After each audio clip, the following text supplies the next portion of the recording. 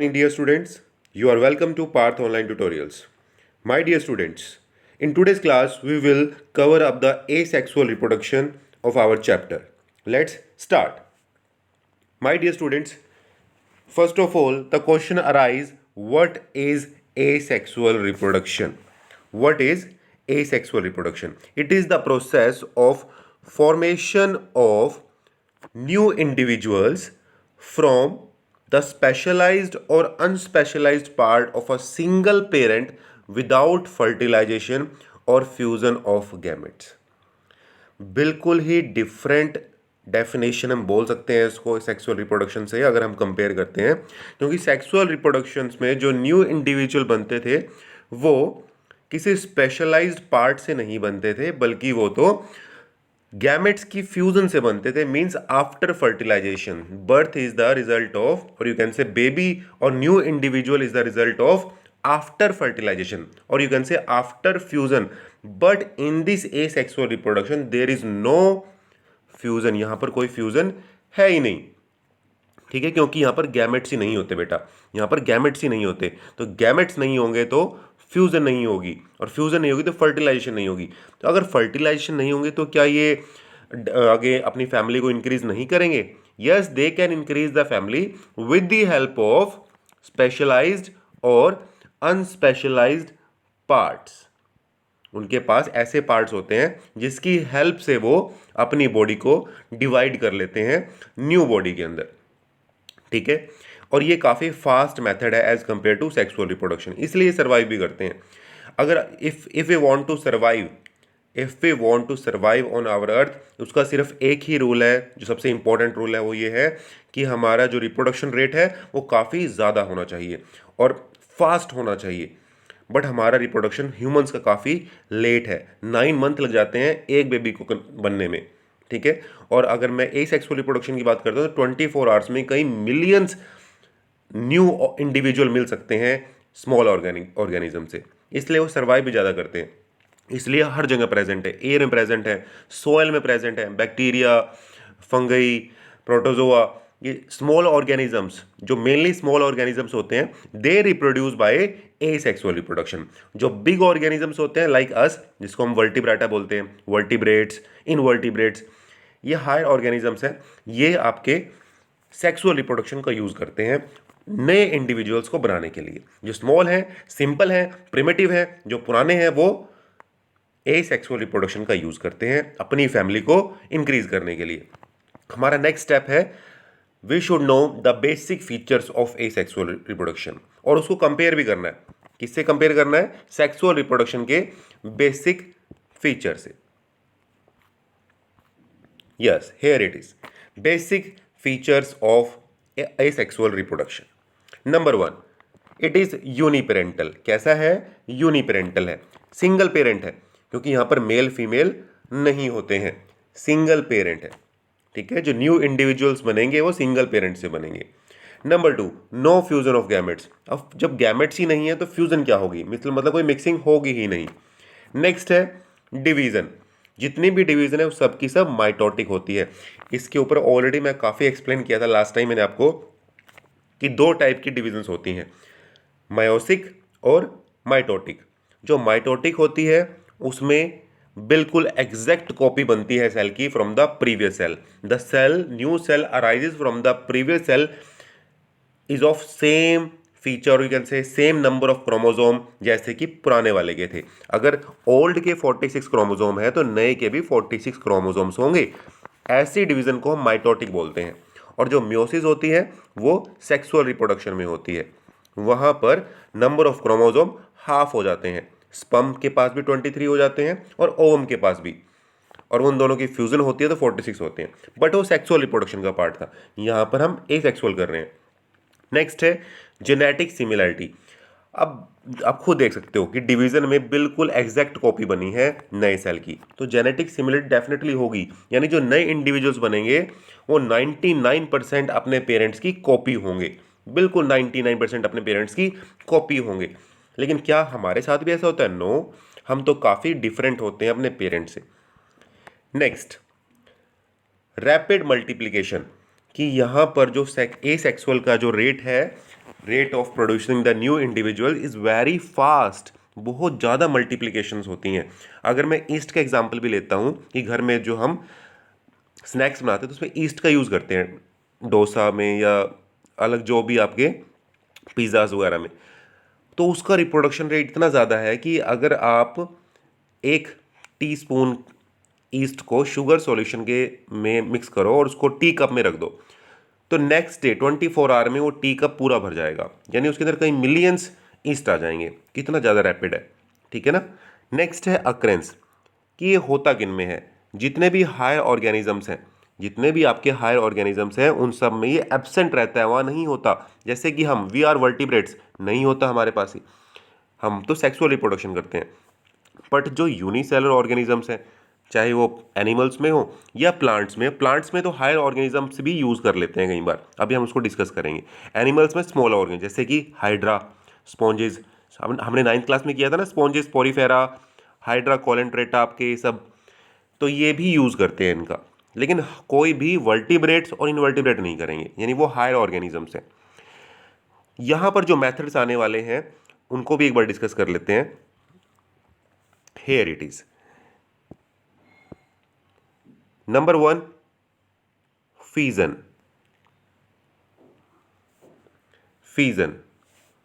budding. These two method of asexual reproduction is used by the unicellular organisms. जो unicellular हैं, चाहे वो plant हो, बैक्टीरिया हो, फंगी हो, वो सब के सब ये दो मेथड यूज करते हैं, फिजन और बडिंग। लेकिन जो बाकी 3 मेथड हैं, फ्रेगमेंटेशन, रीजनरेशन और स्पोर फॉर्मेशन, उनको कौन यूज करता है?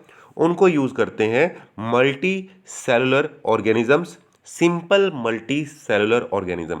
मल्टी सेलुलर तो है बट सिंपल है, जैसे कि हाइड्रा, स्पॉन्जेस, ये सब यूज करते हैं फ्रेगमेंटेशन को, रीजनरेशन को और स्पोर फॉर्मेशन को, क्योंकि ये यूनिसेलुलर नहीं होते, ठीक है। तो प्लांट्स कौन सा यूज करते हैं? जो बिग प्लांट्स हैं, plants uses vegetative reproduction. Plants क्या यूज करते हैं? Vegetative reproduction. चलो हम आगे चलते हैं। अब हम स्टार्ट करने वाले हैं हमारा फर्स्ट मेथड यूनिसेलुलर ऑर्गेनिज्म के लिए, दैट इज फिजन। काफी इंपॉर्टेंट भी है, सिंपल भी है, इंपॉर्टेंट भी है कि कैसे यूनिसेलुलर ऑर्गेनिजम्स फिजन मेथड का यूज करके अपनी बॉडी को डिवाइड कर लेते हैं। Here it is fission. It is a mode of asexual reproduction in which a parent undergo division to form 2 or more individuals. अपनी बॉडी को डिवाइड कर लेता है और अपनी बॉडी को डिवाइड करने के बाद जो पीसेस मिलते हैं वो है आपके न्यू इंडिविजुअल्स। और एग्जाम्पल यहां पर हम किसका लेंगे? अमीबा का। किसका एग्जाम्पल लेंगे हम? अमीबा का। ये 2 टाइप्स की होती हैं जो फिजन है, it is of 2 types, binary fission and multiple fission. You can see this is multiple fission and here the number 1 is binary fission. ये बाइनरी फिजन है। बाइनरी फिजन में क्या होगा कि जब एक ऑर्गेनिज्म 2 पार्ट में टूटता है, बाई मीन्स 2, तो उसको हम बाइनरी फिजन बोलते हैं। लेकिन जब एक ऑर्गेनिज्म कई सारे पार्ट्स में टूटता है तो उसको मल्टीपल फिजन बोलते हैं। मल्टीपल फिजन तो 2 टाइप की हैं, दोनों में ही अमीबा का एग्जांपल हमने लिया है। बाइनरी फिजन, अगर हम अमीबा की बात करते हैं, जब फेवरेबल कंडीशन होती है, जब अमीबा के लिए फेवरेबल कंडीशन है। फेवरेबल कंडीशन किसको बोलते हैं? जब प्रॉपर फूड मिल रहा हो, प्रॉपर एटमॉस्फेयर हो रहने का, उसको कोई प्रॉब्लम ना हो, उसकी ज़िंदगी बड़े आराम से चल रही हो, उसको फेवरेबल कंडीशन बोलते हैं, ठीक है ना। तो फेवरेबल कंडीशन जब होती है तो भी नीड होती है अपनी फैमिली को इंक्रीज करने की, तो क्या करता है? सबसे पहले अपना न्यूक्लियस डिवाइड करना शुरू कर देता है, ठीक है। उसको बोलते हैं कैरियोकाइनेसिस। क्या बोलते हैं? Karyokinesis. You can C in the diagram also. Here it is, you can see the diagram. In this diagram, this one, you can see the nucleus which is dividing into 2 parts. Divide हो रहा है अभी, ठीक है ना। इसको बोलते हैं हम कैरियोकाइनेसिस। क्या बोलते हैं? कैरियोकाइनेसिस।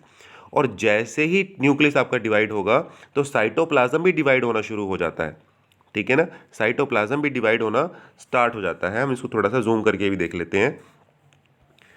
ये देखो, सबसे पहले तो न्यूक्लियस डिवाइड हो रहा है दो पार्ट में, उसके बाद you can see the cleavage here, आप क्लीवेज देख सकते हो किसकी, साइटोप्लाज्म की। ये साइटोप्लाज्म भी डिवाइड होना शुरू हो गया। तो जैसे ही न्यूक्लियस दो पार्ट में डिवाइड होता है, साइटोप्लाज्म भी दो पार्ट में डिवाइड हो जाता है।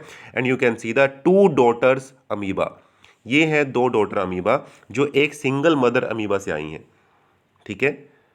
So this is the method of binary fission. इसका डायग्राम बढ़ाता है एग्जाम में, या तो डायग्राम आ जाएगा तो आपसे पूछेंगे कि ये किसका डायग्राम है, एक्सप्लेन करो, या आपको एक्सप्लेनेशन आएगी तो डायग्राम पूछ लेंगे। तो दोनों चीज़ें आनी चाहिए आपको, ठीक है। नेक्स्ट है बेटा मल्टीपल फिजन। जब अनफेवरेबल कंडीशन होती है अमीबा के साथ, यानी जब उसको फूड नहीं मिल रहा हो, वाटर कमी हो जाए, टेम्परेचर बहुत ज़्यादा हो जाता है, तो वो अनफेवरेबल कंडीशन है, उसमें अमीबा मर सकता है। बट वो मरता नहीं है, मरने से पहले ही अपनी बॉडी को कई सारे पार्ट्स में ब्रेक कर देता है। You can see here, this is the diagram of amoeba, multiple fission amoeba. अब मैं इस डायग्राम की हेल्प से मैं आपको एक्सप्लेन करता हूँ कि जब भी अनफेवरेबल कंडीशन होगी अमीबा की, तो वो एक थिक सिस्ट वॉल बना लेगा, अपने साइटोप्लाज्म को थिक कर लेगा और अपने न्यूक्लियस के चारों तरफ एक थिक वॉल बना लेगा, उसको सिस्ट वॉल बोलते हैं, जिससे बाहर के एटमॉस्फेयर का उसके ऊपर कोई फर्क ना पड़े।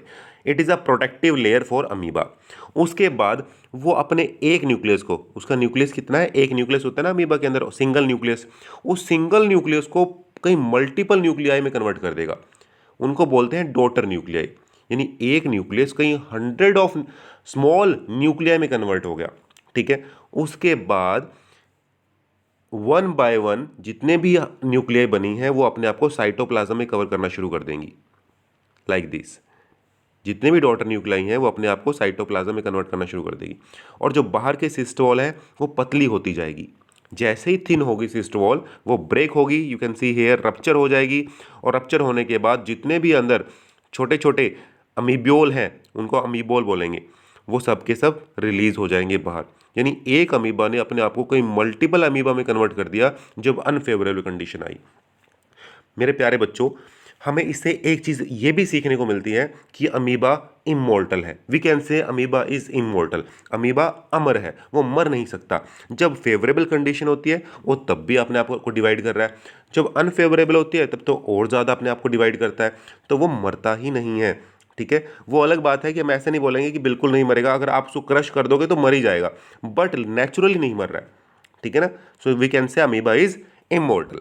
Now we move to next. हम इसका एक एग्जांपल और भी ले सकते हैं बेटा, वो है आपका प्लाज्मोडियम का। प्लाज्मोडियम क्या है, मलेरिया कॉजिंग पैथोजन, जो आपकी बॉडी के अंदर मलेरिया क्रिएट करता है। तो जो मॉस्किटो है वो आपकी बॉडी के अंदर प्लाज्मोडियम इंजेक्ट कर देता है आपके आरबीसी में। तो जैसे ही आपके आरबीसी के अंदर प्लाज्मोडियम पहुंचता है, वो सेम मल्टीपल फ्यूजन यूज करता है, यानी अपने न्यूक्लियस को कई सारे न्यूक्लियस में कन्वर्ट करके आपकी पूरी बॉडी में फैल जाता है। तो यानी plasmodium also uses the multiple fusion in your body to for spreading, okay. Next है बडिंग। बडिंग एक ऐसी प्रोसेस है जिसको यूनिसेलर ऑर्गेनिज्म भी कर लेता है और मल्टी सेलर भी।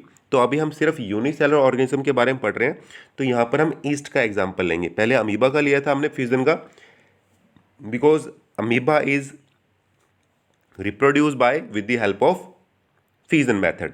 Now yeast is using budding method to divide. अपनी बॉडी को अगर डिवाइड करना हो तो बडिंग मेथड यूज करता है। बडिंग होती क्या है, बड क्या होता है, किसी भी आउटर ग्रोथ को हम बर्ड बोलते हैं, जो बाहर आ जाता है। It appears outside the body, a bud appears outside the cell wall. You can see the yeast here in this diagram. This is a very useful diagram to understand the budding in yeast.